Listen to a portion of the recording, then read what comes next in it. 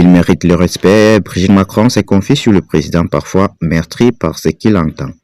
Invité ce mercredi du 13h du TF1, la première dame a jugé que l'histoire donnera en fin de compte le sens de la dissolution surprise décidée par son époux en 2024. Sa parole est rare et donc scrutée. Invité ce mercredi, Brigitte Macron a déclaré que son époux était parfois meurtri parce qu'il entend alors qu'il mérite le respect. Lors de cet entretien réalisé à l'occasion du lancement annuel de l'opération Pièce jaune, elle a été interrogée sur la situation politique du chef de l'État, son rapport aux Français, sa volonté d'aller au bout de son mandat ou encore la dissolution. À ces propos, que pense la première dame de la décision pour surprise du président de la République sur laquelle il a fait son mea culpa lors de ce vœu du 31 décembre.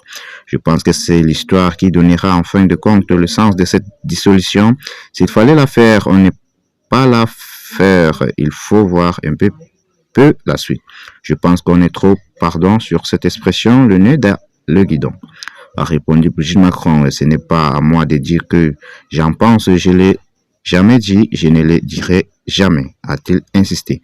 Pour autant, elle a ajouté que la convocation des législatives anticipées faisait partie des facteurs d'anxiété qui compliquent la vie des Français. Elle dit sentir angoissée et un petit peu perdu. Ils ont besoin de sens car le quotidien est très difficile à considérer.